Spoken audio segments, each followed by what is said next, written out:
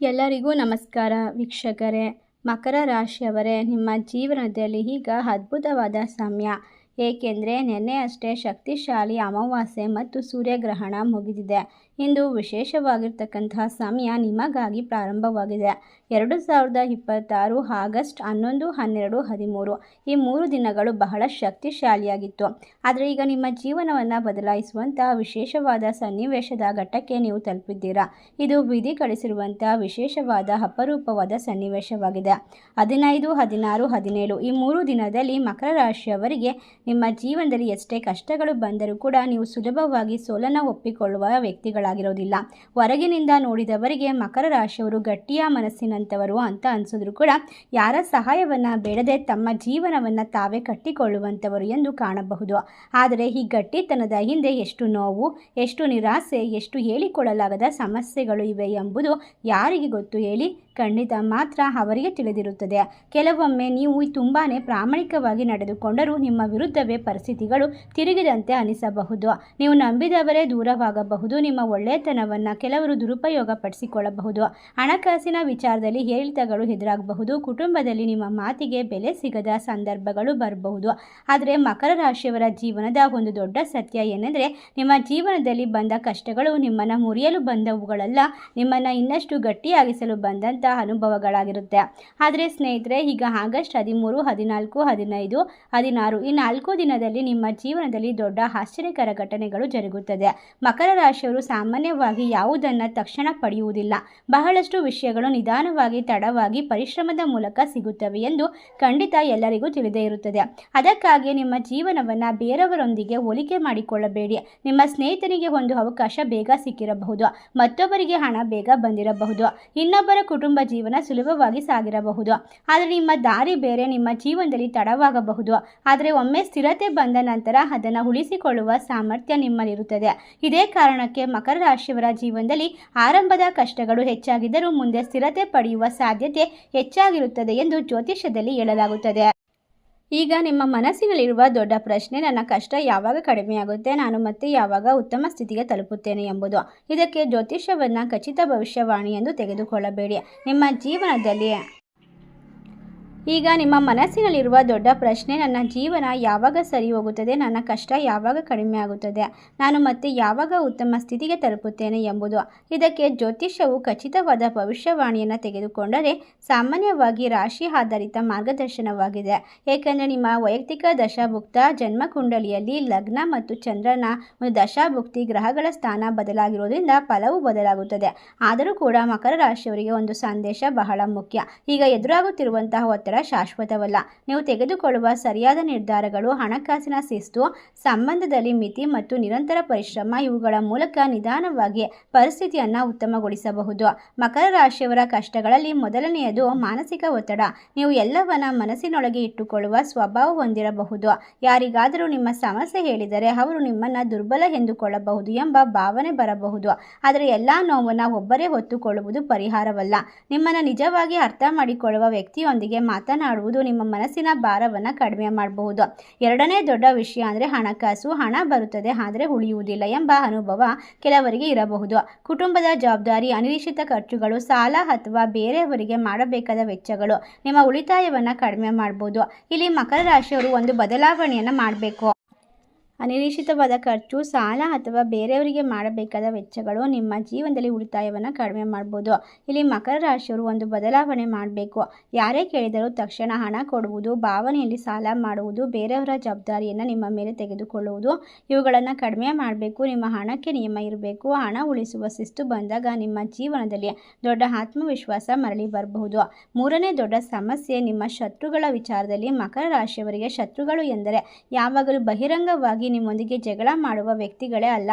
ಕೆಲವೊಮ್ಮೆ ನಿಮ್ಮ ಯಶಸ್ಸನ್ನು ಸಹಿಸದವರು, ನಿಮ್ಮ ಬಗ್ಗೆ ತಪ್ಪು ಮಾಹಿತಿ ಹರಡುವವರು, ನಿಮ್ಮ ಮುಂದೆ ಸ್ನೇಹಿತರಂತೆ ಇದ್ದು ಹಿಂದೆ ನಿಮ್ಮನ್ನು ಟೀಕಿಸುವವರು, ನಿಮ್ಮ ದುರ್ಬಲತೆಯನ್ನು ತಿಳಿದು ಅದನ್ನೇ ಬಳಸಿಕೊಳ್ಳುವವರು ಕೂಡ ಸಮಸ್ಯೆ ಉಂಟು ಮಾಡಬಹುದು. ಆದರೆ ಇಲ್ಲಿ ಒಂದು ವಿಷಯವನ್ನು ನೆನಪಿಡಿ, ಪ್ರತಿಯೊಬ್ಬ ಕಷ್ಟದ ವ್ಯಕ್ತಿಯನ್ನು ಶತ್ರು ಎಂದು ಕರೆಯುವ ಸರಿಯಲ್ಲ. ಕೆಲವೊಮ್ಮೆ ಅವರ ಅಭಿಪ್ರಾಯಗಳು ಮಾತ್ರ ಭಿನ್ನವಾಗಿರಬಹುದು. ಆದ್ದರಿಂದ ಯಾರನ್ನಾದರೂ ರಾಶಿ ಆಧಾರಿತ ಮೇಲೆ ಶತ್ರು ಎಂದು ನಿರ್ಧರಿಸಬೇಡಿ.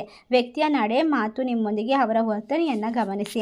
ಮಕರ ರಾಶಿಯವರು ವಿಶೇಷವಾಗಿ ತಮ್ಮ ವೈಯಕ್ತಿಕ ವಿಚಾರಗಳನ್ನು ಎಲ್ಲರೊಂದಿಗೆ ಹಂಚಿಕೊಳ್ಳುವುದನ್ನು ತಪ್ಪಿಸಬೇಕು. ನಿಮ್ಮ ಮುಂದಿನ ಯೋಚನೆ ಏನು, ನಿಮ್ಮ ಬಳಿ ಎಷ್ಟು ಹಣ ಇದೆ, ನೀವು ಯಾರೊಂದಿಗೆ ವ್ಯವಹಾರ ಮಾಡುತ್ತಿದ್ದೀರಾ, ನಿಮ್ಮ ಕುಟುಂಬದಲ್ಲಿ ಏನು ನಡೆಯುತ್ತಿದೆ ಎಲ್ಲವನ್ನ ಪ್ರತಿಯೊಬ್ಬರಿಗೂ ಹೇಳುವ ಅಗತ್ಯವಿಲ್ಲ. ನೀವು ಮೌನವಾಗಿದ್ದರೆ ನಿಮ್ಮನ್ನು ದುರ್ಬಲ ಎಂದು ಕರೆಯುವವರು ಭಾವಿಸಬಹುದು. ಆದರೆ ಸರಿಯಾದ ಸಮಯದಲ್ಲಿ ಸರಿಯಾದ ನಿರ್ಧಾರವನ್ನು ತೆಗೆದುಕೊಂಡರೆ ನಿಮ್ಮ ಪರಿಸ್ಥಿತಿಗಳು ಬದಲಾಗುತ್ತದೆ. ಒಟ್ಟಾರೆ ಸ್ನೇಹಿತರೆ, ಕೆಲವೊಮ್ಮೆ ನಿಮ್ಮ ಶತ್ರುಗಳು ನಿಮ್ಮ ಕೋಪವನ್ನು ನಿಮ್ಮ ವಿರುದ್ಧ ಬಳಸಿಕೊಳ್ಳಬಹುದು. ಯಾರಾದರೂ ನಿಮ್ಮನ್ನು ಪ್ರಚೋದಿಸಿದಾಗ ತಕ್ಷಣ ಉತ್ತರ ಕೊಡುವ ಬದಲು ಒಂದು ಕ್ಷಣ ಯೋಚಿಸಿ, ನಾನು ಈಗ ಮಾತನಾಡಿದರೆ ಇದರ ಪರಿಣಾಮ ಏನಾಗುತ್ತದೆ ಎಂಬುದನ್ನು ಅರ್ಥ ಮಾಡಿಕೊಳ್ಳಿ. ನಿಮ್ಮನ್ನು ನೀವು ಕೇಳಿಕೊಳ್ಳಿ. ಮಕರ ರಾಶಿಯವರೇ, ಈ ಒಂದು ಅಭ್ಯಾಸ ಬಹಳ ಉಪಯುಕ್ತ. ಪ್ರತಿಯೊಂದು ವಿಷಯಕ್ಕೂ ತಕ್ಷಣ ಪ್ರತಿಕ್ರಿಯೆ ಕೊಡಬೇಡಿ. ಉತ್ತಮವಾಗಿ ಸಮಯ ತೆಗೆದುಕೊಂಡು ಉತ್ತರ ಕೊಡಿ. ಉದ್ಯೋಗ ಮತ್ತು ವ್ಯಾಪಾರದ ವಿಚಾರದಲ್ಲಿ ಕಷ್ಟಗಳು ಬರಬಹುದು. ಕೆಲಸದ ಸ್ಥಳದಲ್ಲಿ ನಿಮ್ಮ ಪರಿಶ್ರಮಕ್ಕೆ ತಕ್ಕ ಮಾನ್ಯತೆ ಸಿಗದೆ ಇರಬಹುದು. ನೀವು ಕೆಲಸ ಮಾಡುತ್ತಿರ್ತೀರಾ, ಆದರೆ ಇನ್ನೊಬ್ಬರು ಅದಕ್ಕೆ ಕ್ರೆಡಿಟ್ ತೆಗೆದುಕೊಳ್ಳುವ ಪರಿಸ್ಥಿತಿ ಎದುರಾಗಬಹುದು. ಕೆಲವೊಮ್ಮೆ ಮೇಲಾಧಿಕಾರಿಗಳೊಂದಿಗೆ ಭಿನ್ನಾಭಿಪ್ರಾಯಗಳು ಉಂಟಾಗಬಹುದು. ಇಂತಹ ಸ್ಥಿತಿಯಲ್ಲಿ ಕೋಪದಿಂದ ಕೆಲಸ ಬಿಡುವ ನಿರ್ಧಾರವನ್ನು ಮಾಡಬೇಡಿ. ಮೊದಲು ಪರ್ಯಾಯ ಅವಕಾಶವನ್ನು ಹುಡುಕಿ ನಿಮ್ಮ ಕೌಶಲ್ಯವನ್ನು ಹೆಚ್ಚಿಸಿ. ನಂತರ ನಿರ್ಧಾರ ತೆಗೆದುಕೊಳ್ಳೋದು ಬಹಳನೇ ಮುಖ್ಯ. ವ್ಯಾಪಾರ ವ್ಯವಹಾರ ಮಾಡುವಂಥವರು, ಪಾಲುದಾರಿಕೆ ಹಣದ ವ್ಯವಹಾರದಲ್ಲಿ ಹೆಚ್ಚು ಲಾಭವನ್ನು ಕಂಡುಕೊಳ್ಳುವಂಥವರು ಬಾಯಿ ಮಾತಿನ ಒಪ್ಪಂದಕ್ಕಿಂತ ದಾಖಲೆ ಮತ್ತು ಸ್ಪಷ್ಟವಾದ ನಿಯಮ ಮುಖ್ಯ. ಅವರು ನಿಮ್ಮ ಪರಿಚಯದವರಾಗಿರ್ಬೋದು, ಮೋಸ ಮಾಡುವುದಿಲ್ಲ ಎನ್ನುವ ನಂಬಿಕೆ ಮೇಲೆ ದೊಡ್ಡ ಮೊತ್ತದ ಹಣವನ್ನು ಕೊಟ್ಟರೆ ಹಣಕಾಸಿನ ವಿಚಾರದಲ್ಲಿ ಹಾನಿ ಉಂಟಾಗುತ್ತೆ. ಪ್ರೀತಿ ಮತ್ತು ಸಂಬಂಧದ ವಿಚಾರದಲ್ಲೂ ಕೂಡ ಹಳೆಯ ನೋವನ್ನು ಹಿಡಿದುಕೊಂಡು ಹೊಸ ಸಂಬಂಧವನ್ನು ಅನುಮಾನದಿಂದ ನೋಡೋದು ಬೇಡ. ಪ್ರತಿಯೊಬ್ಬರು ಒಂದೇ ರೀತಿ ಇರೋದಿಲ್ಲ. ಆದರೆ ಮುಂದಿನ ಬಾರಿ ನಂಬಿಕೆ ಇಡುವ ಮೊದಲು ವ್ಯಕ್ತಿಯ ಮಾತಿಗಿಂತ ಅವರ ನಿರಂತರ ನಡೆಗೆ ಹೆಚ್ಚು ಮಹತ್ವವನ್ನು ಕೊಡಬೇಕಾಗುತ್ತೆ. ನೀವು ಒಬ್ಬರನ್ನು ನಂಬಿದ ನಂತರ ಸಂಪೂರ್ಣವಾಗಿ ನಂಬುವ ಸ್ವಭಾವವನ್ನು ಹೊಂದಿದರೆ ಆ ನಂಬಿಕೆ ಮುರಿದು ಬಿದ್ದಾಗ ಹೆಚ್ಚಾಗಿ ನೋವಾಗುತ್ತದೆ. ನಿಮ್ಮ ಜೀವನಕ್ಕೂ ಕೂಡ ನಿಮ್ಮ ಜೀವಕ್ಕೆ ಬಹಳಷ್ಟು ಮೌಲ್ಯವಿದೆ. ನಿಮ್ಮ ಅಗತ್ಯಗಳನ್ನು ಗಮನಿಸಿ. ನೀವು ಯಾರಾದರೂ ಎಲ್ಲ ಸಮಸ್ಯೆಯನ್ನು ಪರಿಹರಿಸಬೇಕು ಅಂತ ಜವಾಬ್ದಾರಿಯನ್ನು ತೆಗೆದುಕೊಳ್ಬೇಡಿ. ಮಕರ ರಾಶಿಯವರು ತಮ್ಮ ಕುಟುಂಬಕ್ಕಾಗಿ ಬಹಳಷ್ಟು ತ್ಯಾಗ ಮಾಡ್ತಾರೆ.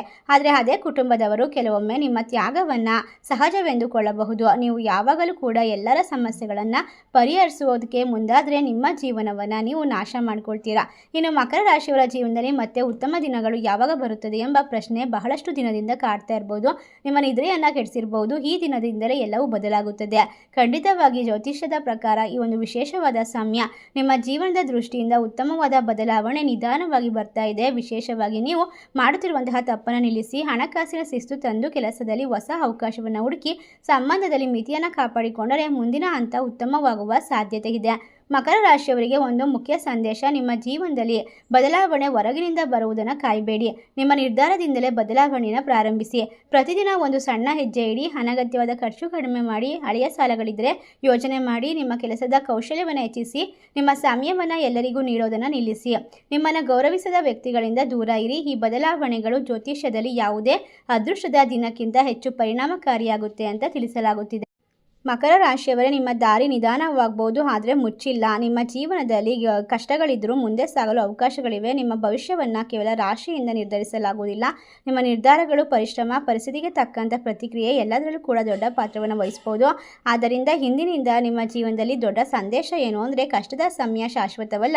ನೀವು ಬದಲಾದರೆ ನಿಮ್ಮ ಪರಿಸ್ಥಿತಿಯನ್ನು ಬದಲಾಯಿಸುವ ಸಾಧ್ಯತೆ ಇದೆ. ನಿಮ್ಮ ಶಾಂತಿಯನ್ನು ಕಾಪಾಡಿಕೊಳ್ಳಿ. ನಿಮ್ಮ ಗುರಿಯ ಮೇಲೆ ಗಮನವಿಡಿ ಮತ್ತು ಸರಿಯಾದ ಸಮಯಕ್ಕಾಗಿ ಕಾಯುವುದರ ಜೊತೆಗೆ ಸರಿಯಾದ ಕೆಲಸವನ್ನು ಇಂದಿನಿಂದಲೇ ಪ್ರಾರಂಭಿಸಿ.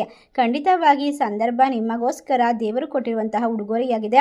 ಒಟ್ಟಾರೆ 2026 ಆಗಸ್ಟ್ 13, 14, 15, 16 ಈ 4 ದಿನದಲ್ಲಿ ಬರ್ತಕ್ಕಂಥ ಪ್ರತಿಯೊಂದು ಸಂದೇಶ, ಪ್ರತಿಯೊಂದು ಚಿಹ್ನೆ, ಪ್ರತಿಯೊಂದು ಸಂಖ್ಯೆ ಎಲ್ಲವನ್ನ ಕೂಡ ಗಮನಿಸಿ ಪ್ರತಿದಿನ ನಿಮ್ಮನ್ನು ನೀವು ಉತ್ತಮಗೊಳಿಸಿಕೊಳ್ಳಿ. ಹೊಸ ಕೌಶಲ್ಯದ ಬಗ್ಗೆ ಗಮನ ಕೊಡಿ.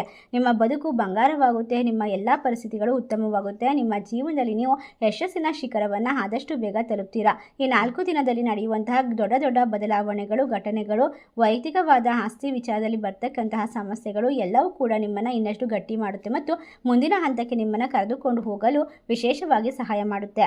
ಈ ಮಾಹಿತಿ ನಿಮಗೆಲ್ಲ ಇಷ್ಟವಾಗಿದ್ದರೆ ನಿಮ್ಮ ಫ್ರೆಂಡ್ಸ್ ಆ್ಯಂಡ್ ಫ್ಯಾಮಿಲಿಗೆ ಶೇರ್ ಮಾಡಿ. ನಮ್ಮ ಚಾನಲ್ಗೆ ಸಬ್ಸ್ಕ್ರೈಬ್ ಮಾಡಿ. ಸರ್ವೇ ಜನ ಸುಖಿನೋ ಭವಂತು. ಧನ್ಯವಾದಗಳು.